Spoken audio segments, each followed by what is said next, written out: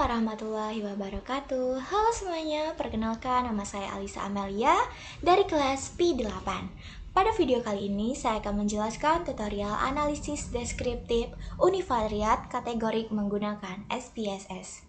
Oke, analisis ini bertujuan untuk mengetahui distribusi frekuensi dan proporsi data kategorik pada responden penelitian.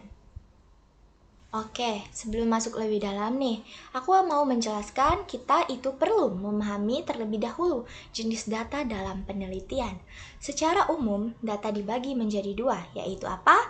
Yaitu data kategorik dan data numerik. Data kategorik adalah data yang berbentuk kelompok atau kategori tertentu. Misalnya, jenis kelamin, status pernikahan, tingkat pendidikan, dan pekerjaan. Sedangkan data numerik nih adalah data yang berupa angka yang dapat dihitung. Misalnya usia, tinggi badan, berat badan, dan tekanan darah.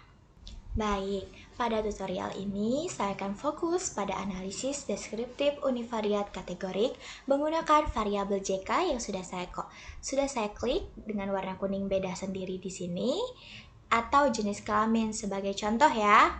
Lanjut. Sebelum memulai, saya akan menjelaskan lagi nih tujuan analisis saya, yaitu adalah untuk mengetahui jumlah responden pada setiap kategori, mengetahui persentase masing-masing kategori, serta membantu peneliti memahami karakteristik responden penelitian.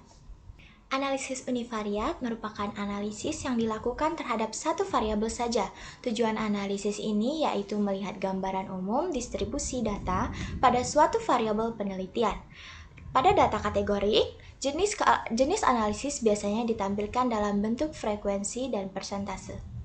Baik, untuk langkah pertama, saya akan klik menu analis pada bagian atas SPSS di sini. Lalu saya pilih deskriptif statistik. Lalu saya pilih frequency. Baik, ini adalah muncul tabelnya yang sudah saya klik, JK atau jenis kelamin, dan saya masukkan ke dalam kotak variables. Baik. Sebelumnya, jenis variabel jenis kelamin termasuk variabel kategorik nominal karena hanya menunjukkan perbedaan kategorik tanpa tingkatan tertentu. Contohnya yaitu laki-laki dan perempuan seperti contoh sebelumnya. Berbeda dengan variabel ordinal yang memiliki urutan atau tingkatan.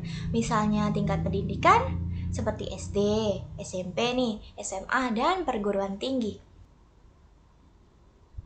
Oke. Pada bagian ini, saya memastikan pilihan Display Frequency Table dicentang agar tabel distribusi frekuensi dapat ditampilkan di bagian sini ya. Oke. Baik, saya akan klik OK untuk menampilkan output hasil analisis.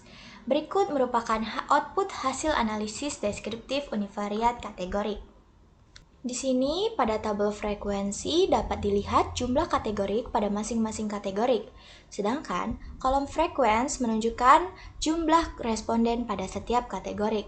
Kolom persens menunjukkan persentase keseluruhan responden. Lalu sebelahnya valid persen.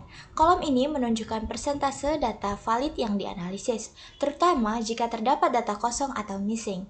Sedangkan, kolom kumulatif persen menunjukkan persentase kumulatif dari kategori sebelumnya hingga kategori tersebut. Oke, berdasarkan hasil output ini, responden perempuan lebih banyak nih daripada laki-laki. Persentase perempuan sebesar 64,7%, sedangkan laki-laki 35,3%. Dari hasil tersebut dapat disimpulkan bahwa mayoritas responden dalam penelitian ini adalah perempuan. Persentase atau proporsi digunakan untuk melihat perbandingan jumlah dalam setiap kategori terhadap total keseluruhan responden. Dengan adanya proporsi, peneliti dapat lebih mudah memahami distribusi karakteristik responden peneliti.